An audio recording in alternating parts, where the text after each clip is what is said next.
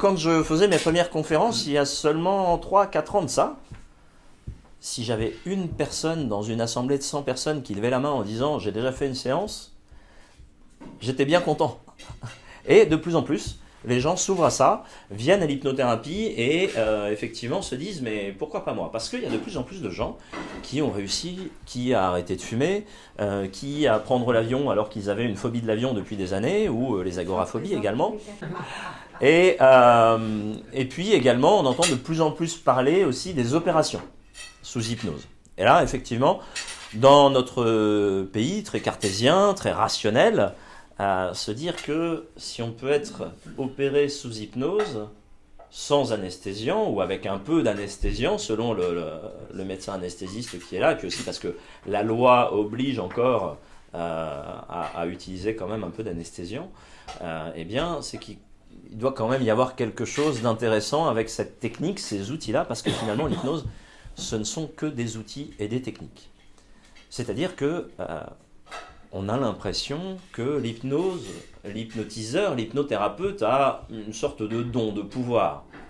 Le seul don que l'hypnothérapeute va avoir, c'est celui d'être à l'écoute de l'autre, d'empathie.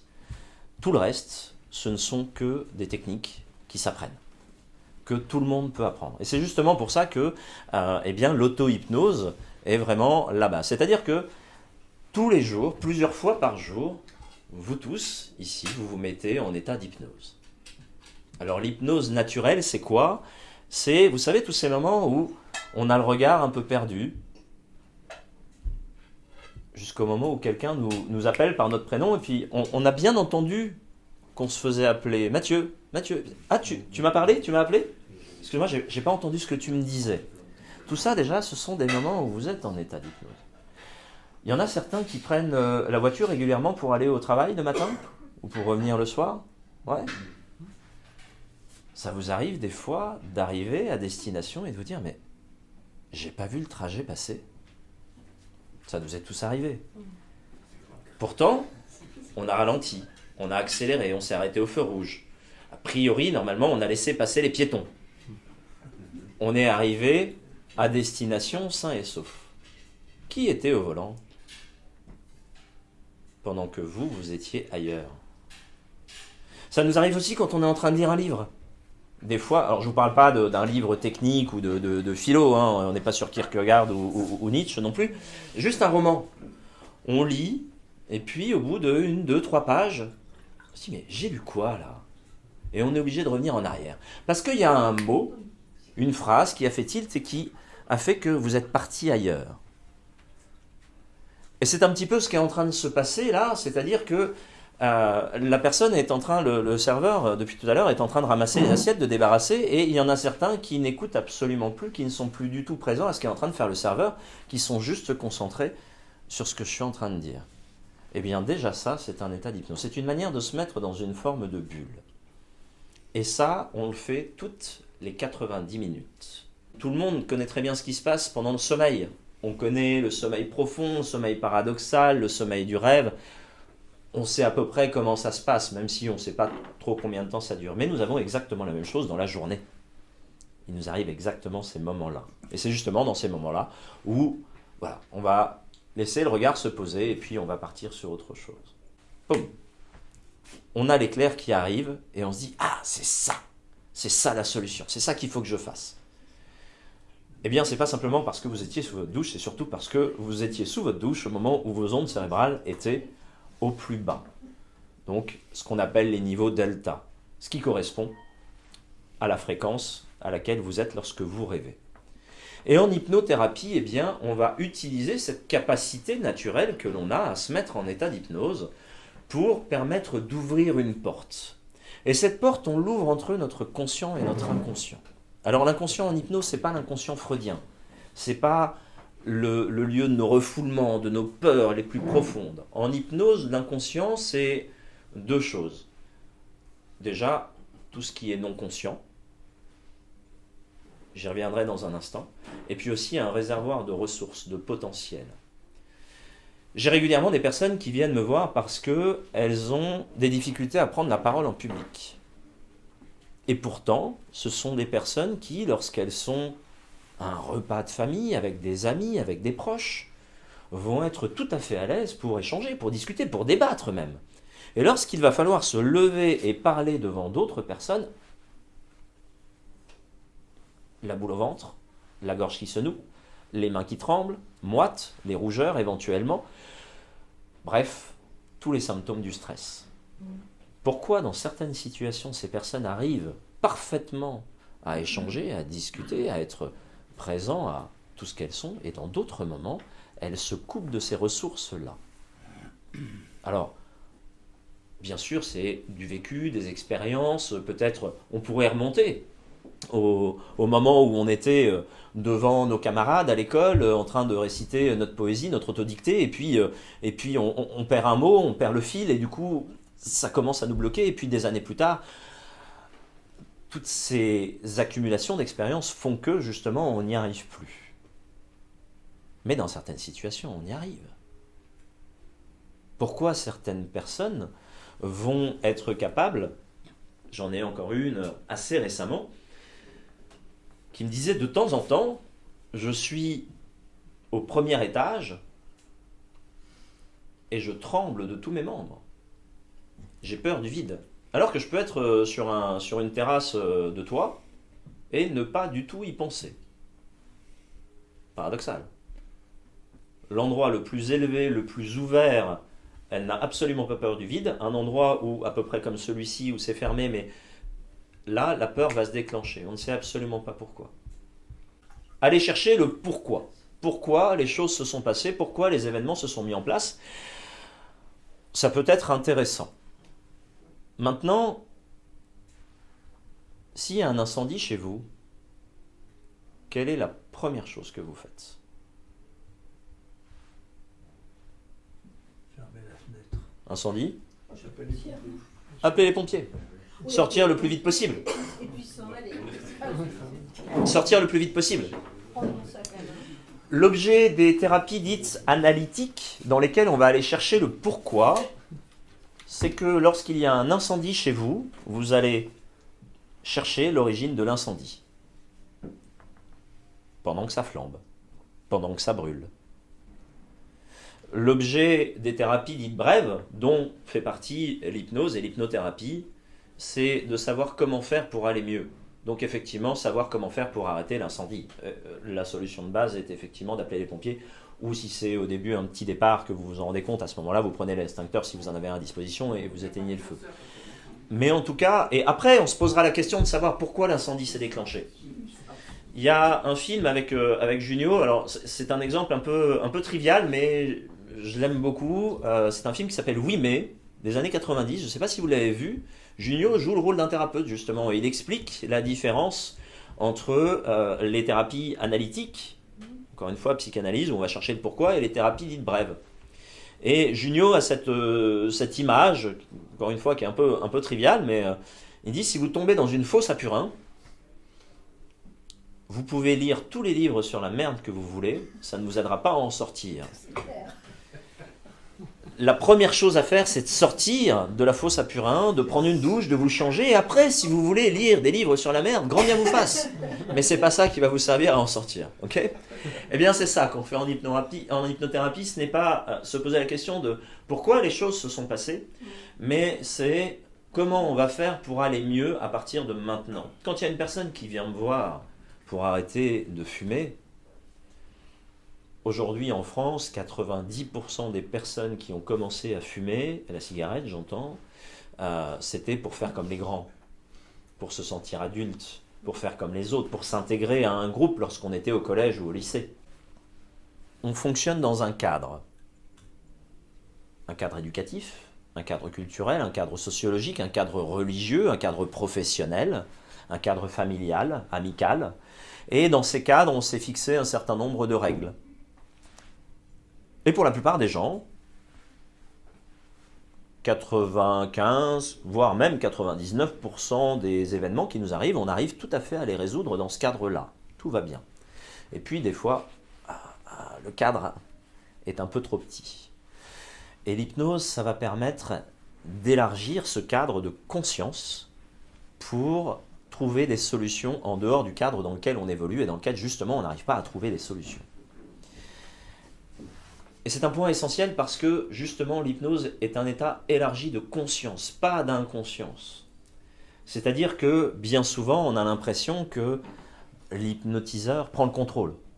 Alors à la télé c'est ce qu'ils disent, je vais prendre le contrôle de votre esprit. Alors aujourd'hui Mesmer va le dire un petit peu différemment, mais en tout cas c'est l'impression qu'il donne, parce que bien sûr ça nous fascine que quelqu'un puisse prendre le contrôle sur nous, nous faire faire des choses en dehors de notre volonté. Et puis on a l'impression aussi, il me dit dors. Et donc on a associé l'hypnose au sommeil. Alors d'autant plus que Hypnos, c'était le dieu du sommeil justement. Mais ça c'est historique, c'est parce que la première personne qui a utilisé ce nom d'hypnose, James Brett, qui était un chirurgien britannique, malheureusement entre le moment où il a utilisé ce terme d'hypnose et le moment où il s'est rendu compte que ça n'était pas du sommeil, ce qu'il croyait à l'origine, eh bien en fait le nom d'hypnose avait déjà été utilisé et donc ce terme est resté. Mais on est bien sur quelque chose de différent du sommeil, parce que lorsque l'on dort, on est inconscient. Nous ne sommes pas conscients de ce qui se passe autour de nous. Alors que justement, l'hypnose, comme je vous le disais, c'est un état élargi de la conscience. On va être plus conscient de ce qui se passe et à l'extérieur et à l'intérieur. Dans tout un tas de situations, les automatismes finalement, les habitudes, les programmes, un petit peu comme un ordinateur, que l'on va utiliser parce qu'on est habitué. Ça se passe bien. Alors même, sans avoir besoin d'y penser. C'est-à-dire que il y a tout un tas de phénomènes qui se passent de façon innée dans notre corps. Notre rythme cardiaque, la régulation des hormones, les connexions synaptiques, neurologiques au niveau du cerveau, tout le système digestif, ce ne sont pas des choses dont nous pouvons prendre le contrôle. Il y en a d'autres, par exemple la respiration est un de ces systèmes autonomes, mais pour lequel, puisque là je viens de vous parler de respiration, tous, à peu près sans exception, vous avez porté votre attention sur votre respiration. Et c'est un des systèmes que l'on arrive à contrôler, mais c'est le seul. La sudation, la production des hormones, le renouvellement cellulaire, toutes ces choses-là, on ne les maîtrise absolument pas. On verra qu'il y a peut-être quelques possibilités d'agir sur toutes ces choses-là. Et puis, il y a tout ce que l'on a acquis. La marche, la parole. Alors, vous ne vous en souvenez pas, moi non plus d'ailleurs, bien sûr, mais lorsque nous avons appris à marcher, on s'est cassé la figure tous, des dizaines, des centaines, peut-être même des milliers de fois. Mais aujourd'hui, lorsque vous marchez, sauf à avoir peut-être un problème au niveau des genoux, des hanches, vous ne vous posez pas la question de comment vous allez faire pour marcher, comment vous allez faire pour mettre en route les muscles. De la même manière que lorsque je suis en train de lever mon bras, la seule chose que j'ai dit, et encore lorsque l'on est en train de parler comme je suis en train de le faire, pas toujours consciemment, mais là oui, la seule chose que je me dis c'est je vais bouger les doigts. À aucun moment je ne suis conscient je ne me dis pas je vais contracter le muscle de l'avant-bras de 30%, le muscle du biceps de 45%, je n'en sais absolument rien. Tout ça se fait totalement en arrière-plan en quelque sorte, là encore, pour faire un parallèle avec les ordinateurs. Il y en a qui sont passés de voitures manuelles à automatique ici ? Ouais. Vous vous rappelez les premiers jours ?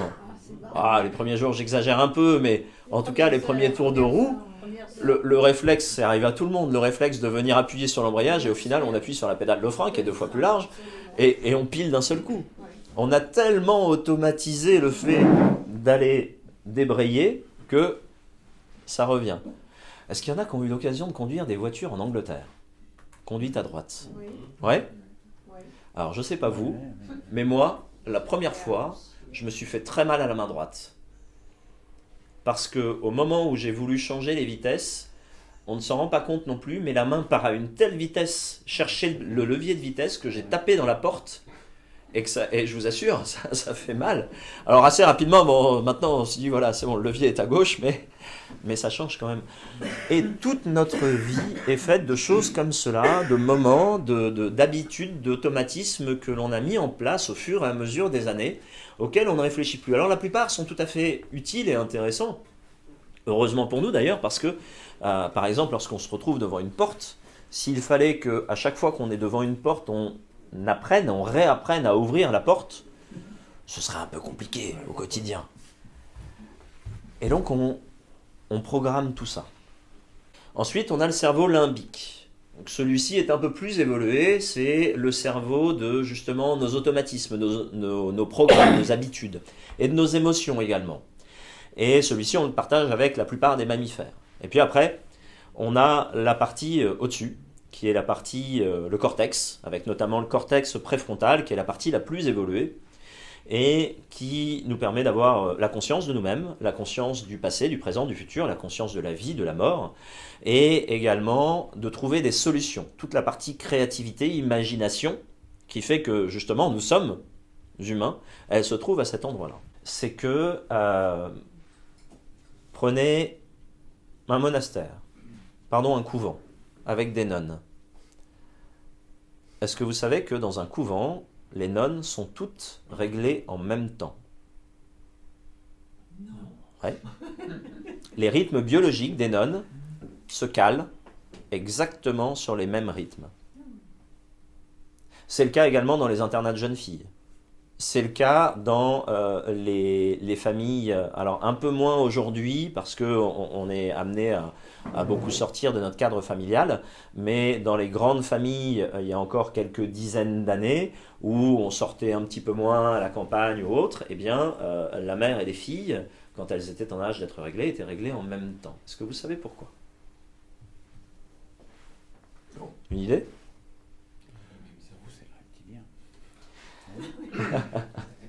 Eh bien, c'est une question de concurrence déloyale. On est bien en train de parler de personnes qui ont voué leur vie à Dieu, qui n'auront jamais de mari, si elles ne l'ont pas connu avant de rentrer au couvent, mais partons du principe que ça n'était pas le cas. C'est une question de concurrence déloyale, c'est-à-dire que s'il advenait qu'un mâle vienne, excusez-moi pour les termes, mais on est encore une fois au niveau du reptilien, hein, donc on ne parle pas de bienséance ou quoi que ce soit, eh bien, et donc, pour éviter la concurrence déloyale, le cerveau reptilien va caler les rythmes de ces dames exactement en même temps pour qu'au cas où il y ait un procréateur qui arrive, eh bien, ce soit d'autres critères qui fassent que il aille choisir l'une ou l'autre pour se reproduire. Pas mal. Oh, enfin, vous savez comment tout ça là. Alors ça, ce sont des études, pour le coup, ça c'est pas seulement lié à l'hypnothérapie, ça ce sont les études qui ont été faites. Dans une autre vie, il était nonne. Bravo. Alors je vais justement vous parler d'une autre vie. Là je vais m'adresser à ces messieurs. J'étais consultant auparavant, consultant dans un gros cabinet de conseil, et je partais régulièrement en mission parfois à l'étranger, donc pendant plusieurs semaines. Et dans une éjaculation normale, nous avons 3 types de spermatozoïdes, messieurs. Il y a les reproducteurs, les bloqueurs et les tueurs. Et donc, les reproducteurs, dans une éjaculation normale, il y en a à peu près 80%, et 10% de tueurs, 10% de bloqueurs. Au moment où je vais partir en mission, comme je sais que je vais partir pour 2-3 semaines, je fais l'amour avec ma femme, eh bien à ce moment-là, je vais produire entre 50 et 60% de bloqueurs. Donc c'est un peu comme au rugby, hein, c'est les gros, c'est ceux qui vont faire le blocage. Au cas où, pendant les 3 semaines, il se passe des choses, eh bien ceux-là vont bloquer les spermatozoïdes qui n'ont pas le même ADN que moi. Et puis quand je vais revenir, comme ça fait quelques temps qu'on ne s'est pas vu avec ma femme, bien évidemment, on va de nouveau faire l'amour, et là je vais plutôt produire 50 à 60% de tueurs. Eux, ils vont aller le plus vite possible, ils vont exploser tous ceux qui n'ont pas le même ADN que moi, pour éviter, là aussi, la concurrence déloyale. Parce que le reptilien, les notions de fidélité, d'amour, tout ça, c'est pas son problème, c'est pas son sujet. Parce que le job du reptilien, c'est vraiment la survie et la reproduction. Alors la survie, moi en tant qu'individu, et la reproduction, donc par la transmission des gènes, en fait c'est la reproduction de l'espèce. Encore une fois, rappelez-vous, 300 millions d'années, donc toute notre sécurité des quelques, je vais être gentil, dizaines d'années, dernière dizaine d'années, où nous avons eu un toit, de quoi manger sur la table, et puis chaud et des vêtements à se mettre, lui, ça le dépasse complètement et il n'en a strictement rien à faire. Donc son fonctionnement, qui a permis justement de perpétuer l'espèce, eh bien, il continue à l'avoir. Okay. Ensuite, donc, il y a le limbique. Et lui, le limbique, je vous parlais de la zone de confort tout à l'heure, la deuxième couche du cerveau, lui, il ne fait que ce qu'il sait faire. L'inconnu, l'innovation, c'est absolument pas son sujet. Donc même si c'est quelque chose qui est inconfortable, il va continuer à le faire. Les personnes qui viennent me voir pour arrêter de fumer, elles savent parfaitement, tout à fait consciemment, rationnellement, pourquoi elles ne devraient pas fumer. Elles sont capables de me dire à quel point c'est nocif pour leur santé, à quel point les risques de maladies graves à terme, cancer de la gorge, cancer du poumon, on a vu toutes les atrocités que ça pouvait engendrer, et puis le côté un poil désagréable de la fin de vie dans ce genre de cas, les personnes qui fument sont parfaitement conscientes de ça. Pourtant, elles continuent à fumer. Pourquoi ? Et donc c'est pour toutes ces raisons qu'on va aller puiser dans les ressources de l'inconscient. Et dans cet état d'hypnose, cet état élargi de la conscience, on va avoir accès à toutes ces ressources.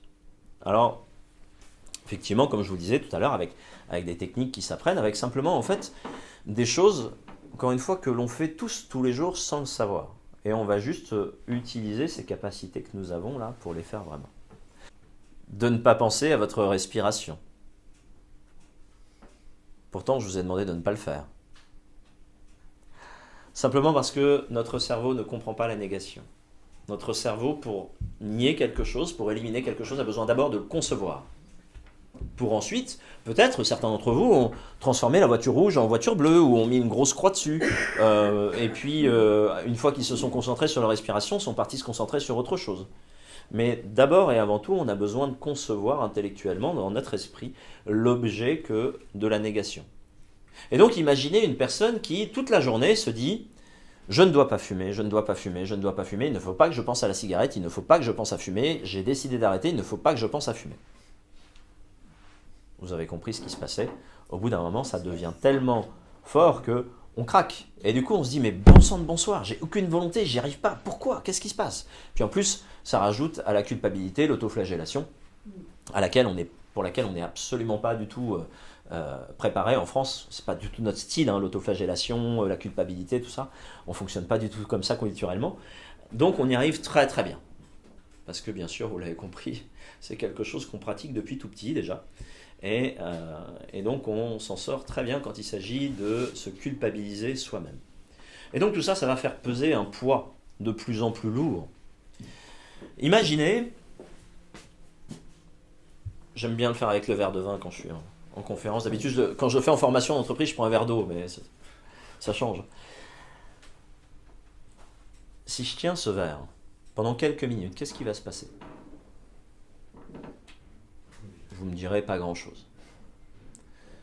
Par contre, si je le tiens pendant plusieurs heures, je vais probablement commencer à avoir assez mal, même quelques dizaines de minutes, à l'avant-bras, au bras, à l'épaule, voire même dans le dos. Si je le tiens comme ça pendant des jours, ça va être des souffrances atroces. Pourtant, c'est ce que nous faisons quotidiennement avec tous les événements du passé, tous ces moments. Vous savez, tous ces moments où on se dit, on sort d'une réunion, d'un rendez-vous, on lui dit « Ah, j'aurais dû dire ça, tiens, et puis si j'avais fait ça, et puis ou ces moments où j'aurais pas dû dire ça, justement, et on regrette les mots qui sont sortis. Et on se répète ça pendant des années et des années et des années. La justice humaine nous punit une fois. Normalement, on paye notre dette à la société quand on a enfreint la loi. Et puis, une fois que c'est fait, alors, après, on peut porter ce bagage-là pendant un certain temps, mais restons sur des délits mineurs, on va dire, on paye notre amende, on paye notre contravention. Ça y est, c'est terminé. On redevient un citoyen respectable. Sauf que nous, avec nous-mêmes, nous sommes la victime, le juge et le bourreau. Et on va ressasser pendant des années et des années et des années exactement les mêmes situations, les mêmes événements qui se sont passés il y a peut-être plusieurs dizaines d'années. toutes ces ruptures qu'on a pu avoir avec nos proches, notre famille, avec nos amis, les engueulades, tous ces moments-là que l'on va porter avec nous comme un fardeau. Et ça s'accumule. Alors bien sûr, on a appris à vivre avec, on a appris à faire. Et en même temps, il y a aussi, c'est pas pour rien qu'on entend de plus en plus parler de dépression, de burn-out, de toutes ces situations où les gens n'en peuvent plus. Moi, c'est justement ce qui m'a amené à l'hypnothérapie. Comme je vous le disais tout à l'heure, j'étais consultant dans un gros cabinet de conseil. Et puis, un jour, j'ai eu une mission dans un grand groupe français. On démarrait la mission et l'associé vient nous voir en nous disant « Voilà Mathieu, Sébastien, ça c'est les conclusions de la mission. » Et attends, on vient de commencer, on a déjà les conclusions, c'est quoi le... Et en l'occurrence, les conclusions de la mission, c'était sur le service de 13 personnes que nous allions auditer. Eh bien, il devait y avoir 12 licenciements. Autant vous dire que, compte tenu des valeurs qui sont les miennes, ça a fait un petit peu mal. Parce que cautionner le licenciement d'un certain nombre de personnes, c'était un peu compliqué pour moi. Et d'autant plus qu'on nous impose, parce qu'en fait, le management de l'entreprise n'osait pas, ne savait pas comment faire. Et donc, ils ont commandité une mission de consultant pour pouvoir dire à la fin de la mission, ah ben, regardez, c'est les conclusions des consultants. Et je me suis interrogé sur est-ce que j'ai envie de continuer à faire ça? Est-ce que j'ai envie de continuer finalement à ne pas réussir à apporter un peu d'accompagnement et de mieux-être avec les personnes avec qui je fais des missions? Ou est-ce que je veux faire autre chose? Ça m'a pris 5 ans entre le moment où je me suis dit il faut vraiment que je me pose les bonnes questions et le moment où je me suis installé en tant qu'hypnothérapeute. Parce que je me suis fixé un objectif qui était, de définir ce que je voulais faire et de me donner les moyens de le faire. Définir ce que je voulais faire, ça m'a pris 3 ans. 3 ans à me poser les questions, à me lever le matin, en continuant à travailler, parce que, comme tout le monde, il y a les factures à payer à la fin du mois. Et donc à continuer à faire, oui, un métier que je n'aimais pas, mais dont j'avais besoin à ce moment-là, à me dire qu'est-ce que je veux faire de mes 10 doigts. J'ai encore probablement 30, 35, peut-être 40 ans à travailler, bien plus que la moitié de ma vie à ce moment-là. Qu'est-ce que je vais faire de tout ça? Et donc ça a été un long chemin de questionnement, et puis ensuite avec des rencontres, des personnes que j'avais croisées, que j'ai recroisées, et un jour, effectivement, j'ai eu l'occasion de recroiser une personne qui était hypnothérapeute, qui m'a raconté ce qu'il faisait, comment il le faisait, à quoi ça servait. Et je me suis dit, ok, c'est ça. C'est ça que je veux faire parce qu'avec ces outils-là, avec ces techniques-là, je vais pouvoir vraiment apporter aux gens, leur permettre de trouver les ressources internes. Et j'insiste vraiment sur ce point, c'est trouver les ressources internes, c'est-à-dire que ce n'est pas moi qui fais. Mon seul job, c'est d'accompagner les gens. Moi, je suis un guide de haute montagne. Les personnes viennent me voir au cabinet et me disent « Mathieu, j'ai envie de gravir le Mont Blanc. » Mon job, ça va être de m'assurer qu'ils sont en bonne condition physique pour le faire, qu'on a le bon matériel, que la météo est bonne, que la neige est bonne, qu'on va prendre le bon chemin pour leur permettre d'atteindre leur objectif. Par contre, s'ils me disent « Mathieu, tu sais, aujourd'hui je suis fatigué, je préfère rester dormir au camp de base », je ne vais pas les prendre sur mes épaules. C'est eux qui vont marcher, pas moi. Moi, je vais juste les accompagner sur le chemin, leur ouvrir le chemin, c'est tout ce que je fais. Et c'est un point vraiment essentiel, justement par rapport à ce que je vous disais tout à l'heure, je ne vais pas faire malgré la personne. Je ne vais pas prendre le contrôle de la personne pour lui permettre d'atteindre son objectif. Alors j'en ai qui viennent me voir, qui me disent faites-moi votre truc et puis voilà, quoi, on n'en parle plus, et c'est normal, bien sûr, puisque compte tenu de l'image que l'on a encore aujourd'hui de l'hypnose et de l'hypnothérapie dans le paysage français, eh bien effectivement les gens s'imaginent que c'est quelque chose de magique. Moi je leur permets de se rendre compte que la baguette magique elle est dans leurs mains, qu'on leur a jamais appris à s'en servir. Et mon rêve ce serait effectivement que déjà à l'école primaire, peut-être au CP, vous vous souvenez, on a tous appris les tables de multiplication. 1 fois 1, 1 fois 2, 2, 1 fois 3. Je vous les refais pas, on les connaît tous par cœur. On apprend à l'école à apprendre par cœur, à bachoter, comme on dit. Alors on utilise ces termes plutôt au lycée, mais au final, c'est la même chose dès le début. On ne nous a jamais appris à utiliser notre mémoire, ne serait-ce que cela. Mais s'il y avait quelqu'un qui, dès les CP, arrivait et expliquait aux enfants qu'il y a une mémoire visuelle, avec les images, et que lorsqu'ils arrivent à utiliser, à construire ces images-là, ils vont retenir. Qu'il y a également une mémoire auditive, des sons, des mots, des paroles, des chansons. Eh bien, là aussi, on va retenir les choses et retrouver l'information grâce au son. Et puis, il y a aussi une mémoire kinesthésique, sensorielle. Et bien évidemment, on est à table aujourd'hui, la mémoire gustative et la mémoire olfactive. Tout ce que nous percevons du monde extérieur, nous le percevons grâce à nos 5 sens. Tout le monde connaît la Madeleine de Proust, bien évidemment. La Madeleine de Proust est exactement un exemple de ce que je vous disais tout à l'heure, d'ancrage, d'habitude, d'automatisme, on appelle ça des ancrages justement. Une mémoire forte, alors la mémoire olfactive est la plus forte, et la plus puissante parce que c'est le sens le plus archaïque que nous ayons, et c'est le seul sens qui est relié directement au même hémisphère. Vous savez que tous vos hémisphères du cerveau sont ce qu'on appelle latéralisés, c'est-à-dire que la partie gauche va contrôler toute la partie droite, et l'hémisphère droite va contrôler toute la partie gauche, sauf au niveau de l'odorat. Ok ? Et donc l'odorat, c'est vraiment le sens le plus fort au niveau mémoriel. On a tous eu ce moment où on croise quelqu'un dans la rue, on sent le parfum, et ça nous rappelle exactement comme Proust avec sa Madeleine. Ok ? Et donc, si cette personne pouvait venir expliquer à ses enfants là, comment utiliser leur mémoire, et en plus après il pourrait leur expliquer que lorsque l'on combine la mémoire visuelle et la mémoire auditive, on va renforcer encore la mémorisation. Lorsque l'on va combiner la mémoire visuelle, auditive et émotionnelle, kinesthésique du toucher, eh bien on va renforcer encore plus. Et nous avons tous ça. Parce que tous les souvenirs que vous avez, sans exception, c'est parce qu'il y a eu une émotion particulière à ce moment-là. J'entends les souvenirs forts, anciens. D'accord ? Et il y a plein de moments à côté desquels vous êtes complètement passé. Nous sommes avant tout des êtres émotionnels. On voudrait être des êtres logiques, rationnels, intelligents, mais nous sommes surtout des êtres émotionnels. Tous sans exception, ça nous est arrivé de nous faire griller un feu rouge, une priorité, un stop.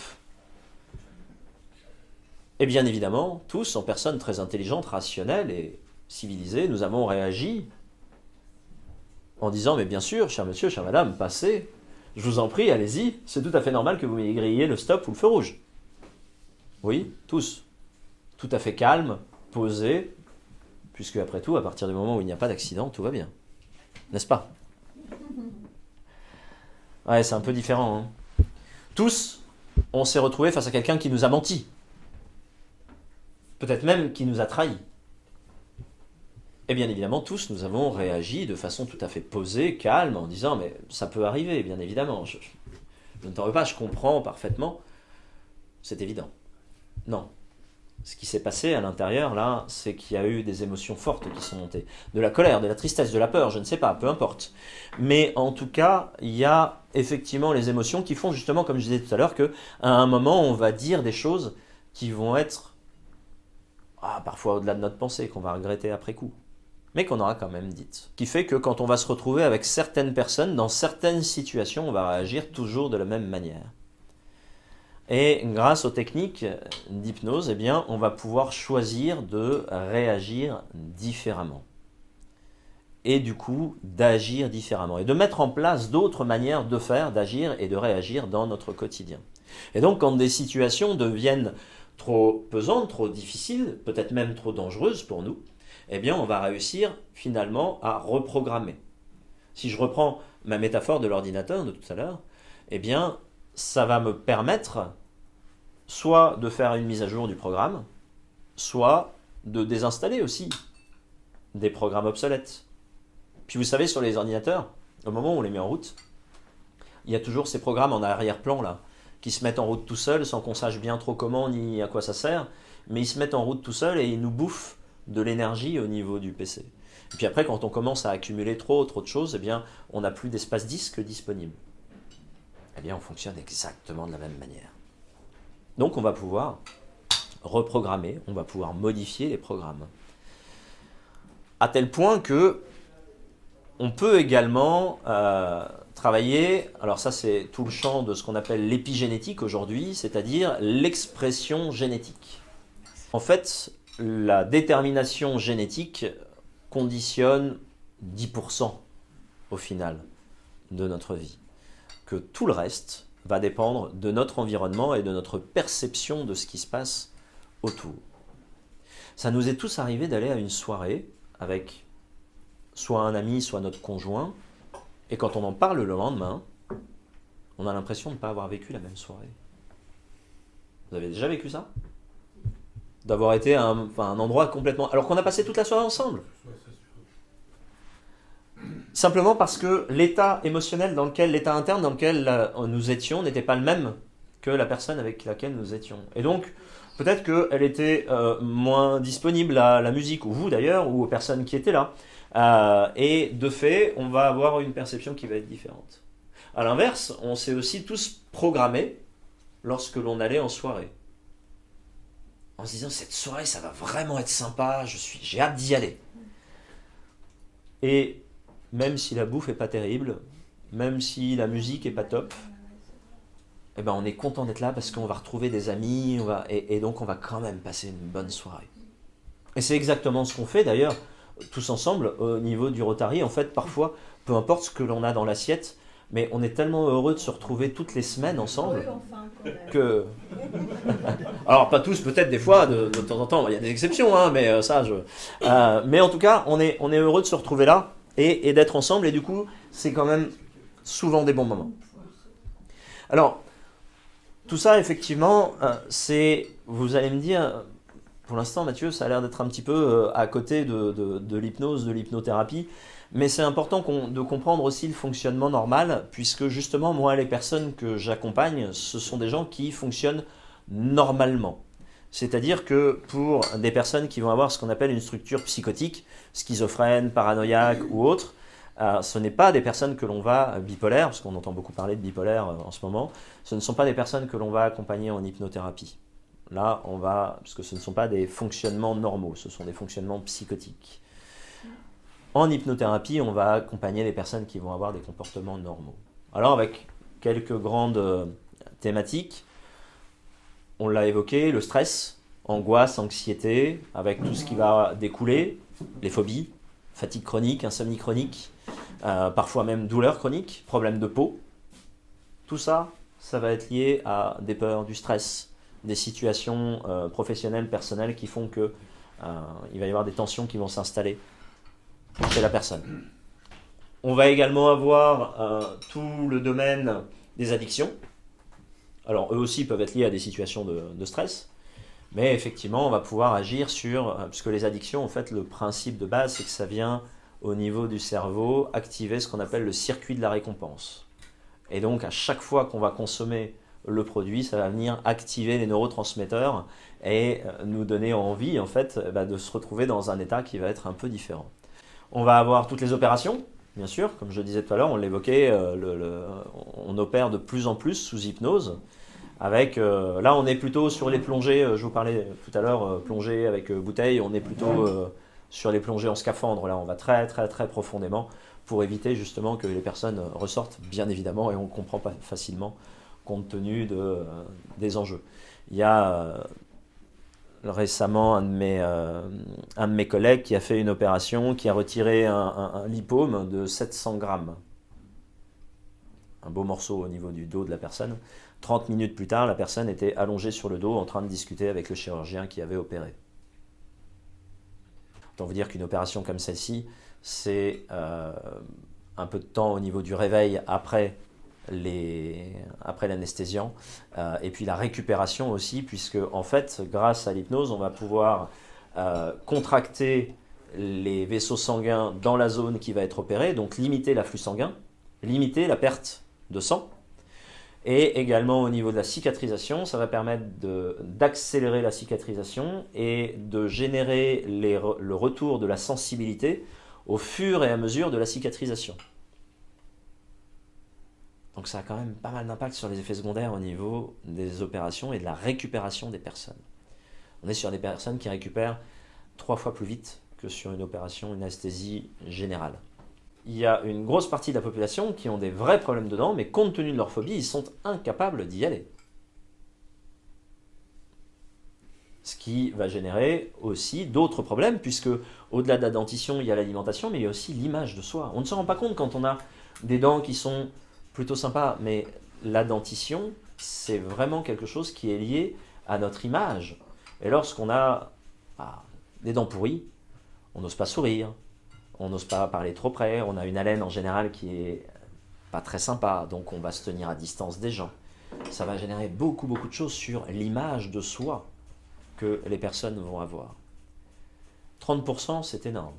Et donc, on va pouvoir diminuer la phobie du dentiste et également pouvoir faire des soins sans piqûre, sans anesthésie, même des extractions de dents.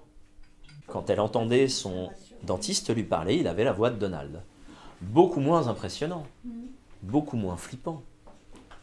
Alors, manque de bol, elle est revenue me voir 15 jours après, en me disant écoute, j'ai toujours pas pu avoir les soins parce que on est peut-être allé un peu fort, j'étais tellement morte de rire que j'y arrivais pas. Donc on a réduit un peu le niveau, mais voilà. Compte tenu de sa phobie, j'étais vraiment allé fort sur le sujet. On est revenu à des niveaux un peu plus sympathiques. Après, voilà, c'est ce genre de choses que l'on va pouvoir faire. C'est accompagner effectivement des personnes dans un deuil. Alors, le deuil, c'est un processus qui est très bien connu et qui est naturel, normal. Nous sommes des machines à faire le deuil. Alors, quand on parle de deuil, on pense souvent aux personnes, mais en fait, on fait aussi régulièrement, quotidiennement, le deuil de notre appartement, d'une voiture, d'un travail, simplement d'une relation qui se finit sans que la personne ait disparu corps et bien. Et vous savez, on entend beaucoup dire de plus en plus que nos intestins sont notre deuxième cerveau. La réalité, en fait, c'est que notre cerveau est notre deuxième intestin. Nos intestins sont faits pour digérer les aliments que l'on ingurgite. Notre cerveau est fait pour digérer nos expériences de vie. Et parfois, comme avec ce que l'on mange, ça bloque. Eh bien, on va pouvoir débloquer ce processus-là, remettre en marche la machine pour permettre, et là aussi, on a, en fonction si on revient sur les deuils des personnes, en fonction des personnes que l'on a perdues, de notre attachement à ces personnes-là, et puis depuis combien de temps, eh bien, on peut avoir toujours cette tristesse, cette nostalgie. J'ai la chance d'avoir une très grande famille. Ma maman, elle est née de 10 enfants. Mon grand-père était musicien, chanteur amateur. Il a appris à tous ses enfants à jouer de la musique et à une bonne partie de ses petits-enfants, dont je fais partie, à jouer de la musique également. Et puis on avait notre chanson de famille. Et donc, quand on faisait les anniversaires, alors on a fêté les 88 ans de ma grand-mère le week-end dernier, donc on était 120 personnes. Mon grand-père est décédé il y a 5 ans. Et lorsque nous avons fait, il y a 7 ans de ça, leur anniversaire de mariage, 60 ans de mariage et leurs 80 ans, eh bien, je vous laisse imaginer. Alors, mon grand-père était un monsieur un peu plus petit que moi, donc pas très grand, 120 kilos. Bien, bon modèle. Et vous imaginez tous ces enfants, ces petits-enfants, une centaine de personnes assises par terre devant lui, et il nous fait chanter la chanson de famille. Et ça, pour moi, c'est un moment de joie, de partage absolument formidable. Et donc, à chaque fois que j'y repense, j'ai cette énergie qui est présente à l'intérieur. C'est-à-dire que, juste avant de me lever, là, j'ai repensé à ce moment-là pour pouvoir être dans cette énergie de joie, de partage avec vous, pour pouvoir vous partager, bien, aujourd'hui, ce qui est mon métier et ma passion, mais pour être dans la bonne énergie. Et puis, j'ai un de mes frères qui habite à Nantes et il est venu faire, je vous parlais des formations d'auto-hypnose, il est venu faire les formations d'auto-hypnose que je fais. Et je donne exactement cet exemple-là. Il dit voilà, moi, un de mes ancrages, donc une de un de mes moments ressources, c'est ce moment où j'étais avec mon grand-père, donc j'explique à tout le monde exactement comme je viens de le faire là, et puis le soir, quand nous avons pris la voiture pour rentrer chez mon frère et ma belle-sœur, mon frère me dit, tu sais, ce dont tu as parlé avec papy là tout à l'heure, je peux pas parce que moi, à chaque fois que je pense à papy, bah, il y a la nostalgie, les larmes qui montent. Mon frère n'avait simplement pas fini le deuil de notre grand-père. Il était resté bloqué dans la tristesse. Et la tristesse, c'est pas une énergie positive. C'est pas quelque chose qui nous permet d'avancer. Et quand on est encore dans la tristesse d'avoir perdu quelqu'un, eh bien, on ne peut pas être dans la construction, on ne peut pas vraiment avancer. Alors, bien sûr, c'est compliqué. Mais justement, on va pouvoir intervenir sur ce processus, comme je vous disais, et relancer la digestion, le processus de digestion de l'événement pour ne garder en fait que le meilleur. Et on a tous ça. On a tous des deuils qu'on a fait assez facilement, assez rapidement, alors que c'est des personnes auxquelles on était attachés, et puis d'autres pour qui ça a pris plus de temps et on ne sait pas trop pourquoi. Et comme je vous disais tout à l'heure, peu importe le pourquoi en fait, ce qui nous intéresse c'est justement de pouvoir avancer et de pouvoir s'autoriser eh bien en fait à vivre simplement. Et en utilisant simplement ces techniques, comme je disais, juste de repenser à un moment agréable de votre vie, de vous replonger dedans, de repenser à ce moment-là. On a tous des souvenirs de vacances, justement de soirées, de fêtes, de moments partagés, de moments agréables. Eh bien, lorsque l'on y repense, ça nous met dans un état positif. Et aussi un truc très intéressant, c'est que il y a une étude que j'aime beaucoup qui a été faite en psychologie. Le sujet c'était est-ce qu'on sourit parce qu'on est heureux ou est-ce qu'on est heureux parce qu'on sourit? Et une des expériences qui a été faite dans le cadre de cette étude-là, c'était avec des étudiants. Ils ont fait venir un intervenant extérieur et l'intervenant a fait, comme je le fais avec vous aujourd'hui, sa conférence. Et puis à la fin, ils ont distribué 2 questionnaires rigoureusement identiques. Un sur le fond, un sur la forme. Un sur le fond, qu'est-ce que vous avez retenu de l'intervention? Un sur la forme, qu'est-ce que vous avez pensé de la prestation de l'intervenant? Et auparavant, au début de l'expérience, ils avaient demandé, alors c'est avec un stylo normalement, mais je prends ce que j'ai à disposition, ils avaient demandé à la moitié des étudiants de tenir leur stylo comme ceci. Et à l'autre moitié des étudiants de tenir le stylo comme ceci. Pendant toute l'intervention. Les étudiants qui avaient mis le stylo comme ceci ont moins bien retenu, de l'ordre de 30%, ce qui avait été dit, et ont une appréciation globalement plus négative de la prestation que ceux qui avaient le stylo comme ceci. Est-ce que vous savez pourquoi? Qu'est-ce que ça vous évoque? Non. L'idée est bonne. Quand on est comme... Ouais, exactement. Quand on est comme ceci, c'est un peu comme si on faisait la moue. Oui, c'est ça. On fait la gueule. Et quand on est comme ceci, c'est comme si on était en train de sourire. J'en suis quand même loin. Regardez, je suis très très loin de sourire. Mais ça active quand même les zygomatiques.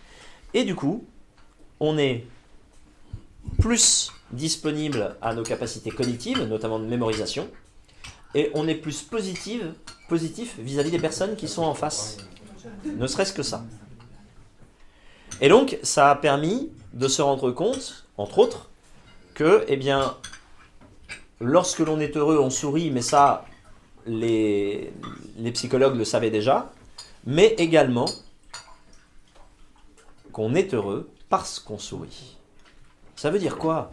Ça veut dire que si on modifie notre physiologie, notre manière de se tenir, eh bien, on va être à l'intérieur, on va avoir des émotions qui vont être différentes. Testez dans les jours qui viennent. Si vous avez des moments où vous êtes un peu fatigué, un peu lié à ça. C'est exactement ce qui se passe chez les personnes dépressives. Là aussi, il y a des expériences qui ont été faites chez des personnes dépressives. Ils ont demandé à un groupe de dépressifs et à un groupe de contrôle d'évaluer leur journée pendant 15 jours, à la fin de la journée, de mettre une note globale sur la journée. Comme ils s'y attendaient, le groupe de personnes dépressives avait une note globale qui était moins bonne que le groupe de contrôle. Jusque-là, ça va. Et puis ensuite, pendant les 15 jours suivants, ils ont demandé aux deux groupes de noter ce qu'ils faisaient dans la journée et ensuite de mettre une évaluation à leur journée. Eh bien, le groupe contrôle n'a pas bougé en termes d'évaluation moyenne. Par contre, les personnes dépressives ont augmenté leur appréciation de la journée. Pourquoi ? Parce que, en notant ce qu'ils faisaient dans la journée, ça les obligeait à noter certes les événements perçus comme étant négatifs, mais aussi ceux qui finalement étaient soit neutres, soit positifs. Et donc de modifier leur perception globale. Il y a quelque chose qui est vraiment très sympa à faire au quotidien, le soir, c'est une fois qu'on a passé notre journée, de passer en revue notre journée et de se dire, tiens, quels sont les 3 moments de gratitude, de plaisir, de joie que j'ai pu avoir dans ma journée. Les 3 moments positifs que j'ai eus dans ma journée. Et donc quand on s'endort sur une note positive, on va se réveiller un peu plus positif le lendemain. Et vous aurez compris que l'inverse est aussi vrai. Donc à choisir, autant mettre un peu de joie, de positif dans notre quotidien. Un autre point, et ça c'est vraiment très très lié à l'hypnothérapie, c'est que les personnes dépressives, elles vont être ce que l'on appelle associées à leurs moments négatifs, c'est-à-dire qu'elles vont les revivre de l'intérieur, et pour les moments positifs, elles vont les revoir comme si elles étaient en observateur, comme si on était spectateur au cinéma.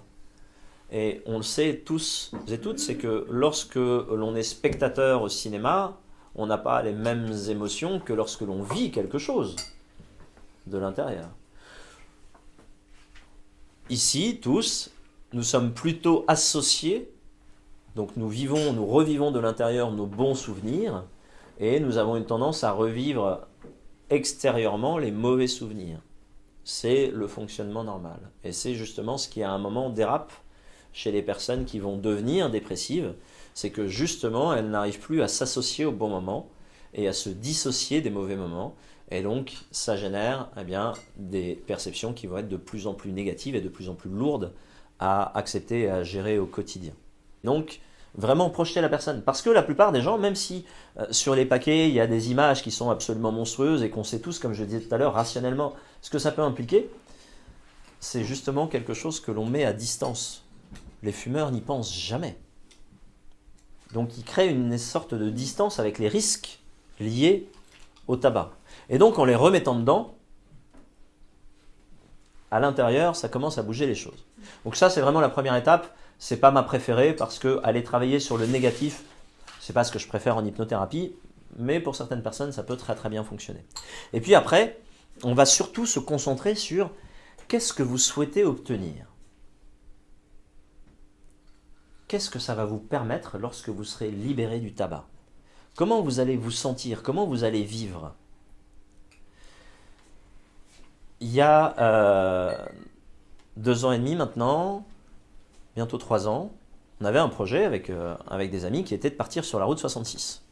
Julien était partie prenante, on parlait de Philippe Legendre tout à l'heure, qui en était également sur une partie avec Catherine et d'autres. Et moi, je n'avais pas le permis de conduire, de moto. Donc il fallait que je passe mon permis moto. La manière dont j'ai réussi à avoir mon permis du premier coup, c'est pas en m'imaginant en train de passer le permis, mais c'est en m'imaginant sur la route 66, au guidon de ma Harley Davidson, avec les copains en train de faire la route 66.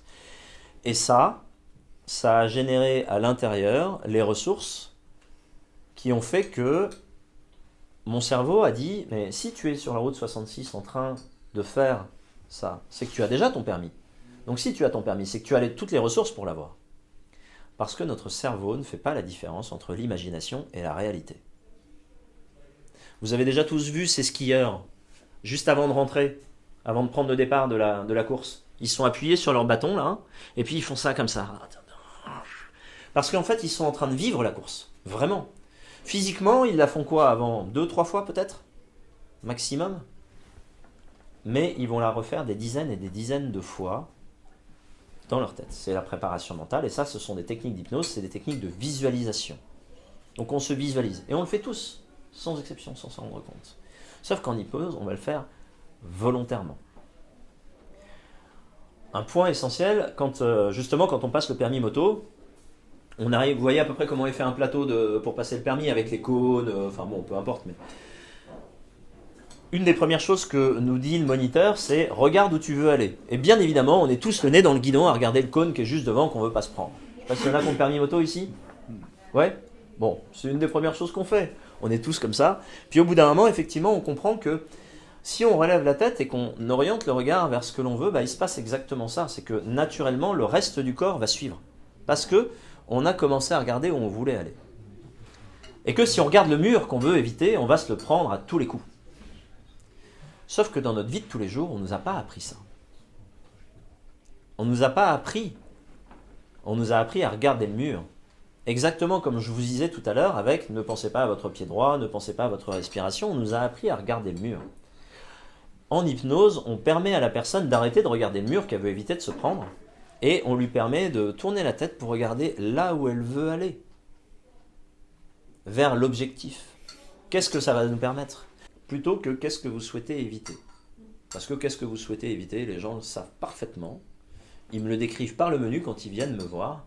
Et donc effectivement, pour ça que je disais, sur le tabac, on va un petit peu permettre à la personne de se rendre compte que si elle continue comme ça, elle va se prendre le mur. Mais surtout, on va l'orienter sur qu'est-ce que ça va vous permettre. Vers quoi vous allez aller ? Vers plus de santé ? Vers quelques années de vie gagnées ? Vers la capacité à monter les escaliers sans être essoufflé ? À pouvoir avoir un petit peu plus d'argent disponible. Il y a des fumeurs parmi vous ? Ouais. Vous avez déjà fait le calcul de combien ça coûte ? Je parle même pas de l'augmentation. 8 € le paquet. Bientôt 10. Un paquet par jour. On est à peu près à 240 € par mois. Wow. Ok ? Quasiment 3000 € à l'année. 2 SMIC. Après, effectivement, même si on gagne bien sa vie, 3000 €, quoi qu'il en soit, ça commence à faire. Si vous mettez en relation avec ce que vous payez en impôts, avec vos dernières vacances d'été ou du ski, puisqu'on est dans les vacances de ski. Tout ça, c'est intellectuel, c'est psychique, etc. Bon. Je comprends, je ne vois pas comment c'est décrit, je ne vois pas comment tu fais, mais ça, je comprends. Mais l'impact d'une psychothérapie sur une intervention chirurgicale, par exemple, où il y a un vrai traumatisme physique, avec une vraie douleur. Oui, c'est ça, il faut être dans un état Comment, second, oui, là, alors, quand même. comment on peut arriver C'est un truc à s'abstraire de tout ça ? 90% de la douleur est psychosomatique. On s'est tous cogné un jour le doigt de pied. On s'est tous coincé le doigt dans une porte. On s'est tous, en bricolant un coup de marteau, un tournevis qui dérape, en cuisinant un couteau ou autre. Et quoi qu'il en soit, parce que si on est en train de cuisiner, les invités vont arriver, on a la table à mettre, on a le dîner à finir de préparer, on met un bout de Kleenex, un pansement si on a ça, et on y va. Et puis, 1 heure, 2 heures, 3 heures, 4 heures plus tard, en fonction du temps, on a fini de préparer tout ce qu'il y avait préparé. C'est le temps d'aller prendre la douche, de s'habiller et de s'apprêter pour le dîner. Puis au moment où on prend la douche, aïe! Mais c'est que ça fait mal. Mais il s'est passé quoi pendant les 3 heures, les 4 heures, ou peut-être l'heure ou deux pour la cuisine ? On a mis complètement de côté parce qu'on avait autre chose à faire. De façon un peu plus triviale, on est dans un endroit où on n'a pas, parce que l'activité ne le permet pas, on n'a pas du tout l'occasion d'aller aux toilettes. Et il y a une envie qui monte. Et là, je te promets, dans une demi-heure, je suis à la maison, je te promets, la première chose que je fais, c'est je vais aux toilettes. Mais là, je peux pas. Oui ? Et au moment où on arrive à la maison, ça devient un peu compliqué. Donc on a tous ces capacités-là, on le fait tous naturellement. Encore une fois, avec l'hypnose, on ne fait que des choses que l'on sait déjà faire, c'est juste qu'on va les mettre en place volontairement et pour atteindre un objectif bien précis. Et donc on va pouvoir diminuer la douleur. C'est-à-dire que si moi j'ai une rage dedans, je vais pouvoir diminuer ma douleur le temps d'aller chez le dentiste. Ça ne veut pas dire que ça va m'éviter d'aller chez le dentiste. Il va quand même falloir que je me fasse soigner. Mais par contre, je vais pouvoir diminuer la douleur. Il y a 5 ans, 6 ans de ça, j'ai eu une quadruple fracture au pied. Bien nette, bien propre, mais quadruple quand même. J'ai pas eu besoin ni de plâtre, ni je sais plus comment ils appellent ça, les jambières là, qu'on voit de plus en plus aujourd'hui, parce que j'ai régulé justement la douleur, les sensations, pour me permettre de continuer. Alors j'étais quand même en basket, j'étais pas dans des chaussures de cuir, parce que là je n'arrivais pas à les enfiler, mais j'ai pas eu besoin d'être plâtré, donc c'est moins handicapant. Ok. Donc c'est voilà, toutes ces choses par rapport à la douleur, en fait, encore une fois, on va créer un état de dissociation, exactement ce dont je parlais tout à l'heure, c'est-à-dire qu'on va permettre à la personne finalement de partir ailleurs et de ne plus être présente aux sensations de son corps. Exactement comme pour vous, mesdames, si vous avez eu des péridurales au moment des accouchements, eh bien effectivement, il y a encore les sensations, mais sans la douleur. Et c'est exactement ça qui va se passer. Et du coup, ça permet justement, en emmenant la personne dans un autre lieu, de laisser en quelque sorte le corps ici, et puis l'esprit ailleurs. Encore une fois, exactement comme je vous disais tout à l'heure, avec quand on est en voiture. Ce n'est ni plus ni moins que la même chose. On le fait juste pour atteindre un objectif bien précis. Il y a des techniques en bouddhisme. J'ai lu pas mal de bouquins d'Alexandra David-Nel où elle expliquait qu'elle était au sommet de l'Himalaya ou dans le Tibet avec un froid intense. Oui. Et que par dissociation, justement, elle était légèrement vêtue et aucun signe de. Oui. Je suppose que ça relève un petit peu des mêmes techniques. C'est exactement les mêmes techniques. On arrive alors justement par rapport à ce que je disais en début, puisque c'était l'introduction, je disais on n'arrive pas à réguler notre rythme cardiaque, la sudation. C'est faux en fait. C'est-à-dire que justement avec les techniques d'auto-hypnose, on arrive à réguler tout ça. Je vais même aller plus loin. J'ai une maladie génétique. Maladie génétique qui atteint la gaine de myéline. Donc la gaine de myéline, c'est la gaine qui entoure vos nerfs. Et imaginez comme un fil électrique en fait. Eh bien, chez moi, la gaine plastique qui entoure le fil de cuivre est un petit peu détériorée. Et donc il y a des déperditions dans le message. D'accord ? Alors comme je bouge les mains, vous n'en avez pas trop rendu compte, mais il y a un tremblement qui est plus important que chez la moyenne des personnes. Que j'ai diminué énormément, mais il y a encore quelques années, c'était un peu plus intense que ça. Et puis il y a d'autres impacts. En travaillant en auto-hypnose, justement, je permets de régénérer en fait la gaine de myéline, de la renouveler beaucoup plus rapidement et donc d'avoir moins de déperditions nerveuses. Alors, comment je sais que c'est le cas ? C'est parce que ça entraîne aussi des déformations au niveau du squelette, au niveau des pieds notamment. J'ai des semelles orthopédiques. Et chez mon podologue, il a un superbe tapis qui fait 5 mètres de long, avec des milliers de capteurs dedans, avec des caméras qui filment et qui analysent ma démarche. Et je vais le voir tous les ans. Et tous les ans, ma démarche s'améliore. Alors que c'est une maladie dite dégénérative, donc qui s'amplifie avec le temps. Sauf que depuis que je pratique l'auto-hypnose, eh bien justement, ça s'améliore, ça progresse. Je vous parlais de mon frère tout à l'heure, qui a une version un peu plus avancée de la maladie que la mienne. Et il y a 2 ans de ça, ils lui ont mis des superbes attelles en fibre de carbone, magnifiques, qui lui prenaient tout le dessous du pied et le mollet, donc en L. Parce que simplement, de faire ça, c'est-à-dire tenir debout, il en était incapable. Et donc, s'il se mettait comme ça, ce qui se passait, c'est que ça partait comme ça. Okay, donc, ils ont été obligés de lui mettre les attelles. Manque de peau, effectivement, nous, on ne s'en rend pas compte au quotidien, mais quand on met des attelles comme ça, les muscles ne travaillent plus, et donc atrophie des muscles. Donc, il a perdu, alors il n'avait déjà pas des gros mollets, mais il a perdu 5 cm de mollets en 5 mois. Assez radical. Et lorsqu'il est venu faire les week-ends d'auto-hypnose, eh bien, je n'ai pas remis mes attelles depuis dimanche soir, ce qui était la première fois depuis 5 mois. Et il m'a dit quand je suis rentré du week-end dimanche soir, je suis monté à l'étage coucher les enfants, je suis redescendu, et au moment où je suis redescendu, je me suis rendu compte que je ne m'étais pas tenu à la rampe. Alors mon frère, c'est pas se tenir à la rampe, il se tient à la rampe et il se tient au mur pour pouvoir descendre l'escalier dans de bonnes conditions. il n'avait pas touché la rampe et le mur pour pouvoir descendre. Et il m'a dit, j'ai l'impression d'être collé au sol, soudé au sol.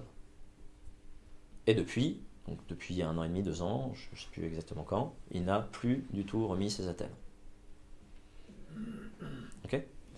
Et c'est toutes ces choses-là qui vont... donc on arrive même à aller travailler au niveau génétique. C'est pour ça que tout à l'heure je vous parlais justement de l'expression de l'épigénétique, l'expression des gènes. Toutes les gènes ne s'expriment pas forcément et on arrive à aller modifier l'expression des gènes. Parce que justement on va pouvoir descendre très profondément au niveau de l'inconscient, au niveau des programmations les plus automatiques de notre cerveau et venir modifier ces gènes-là. Alors, est-ce que c'est moi qui les modifie ? Non.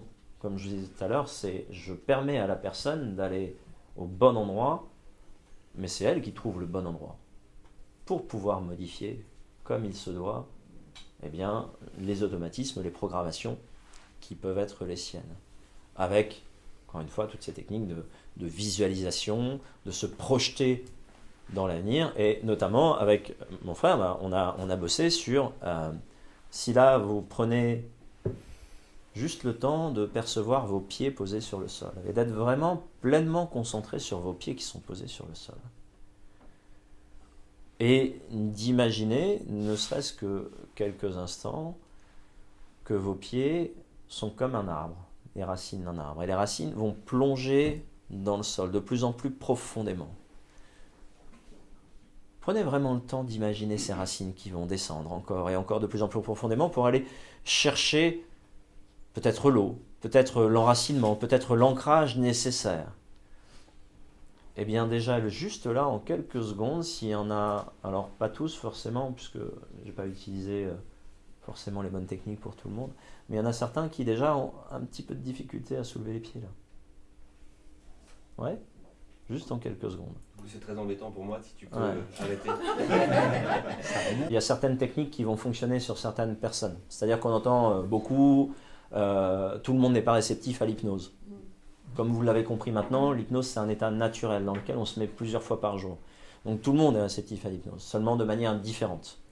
Et effectivement, ce que vous voyez à la télé par exemple, ça va correspondre à 25-30% de la population.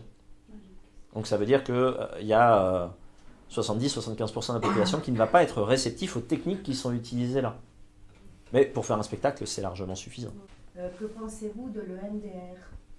Alors le MDR, c'est des techniques qui sont bien pour tout ce qui est trauma.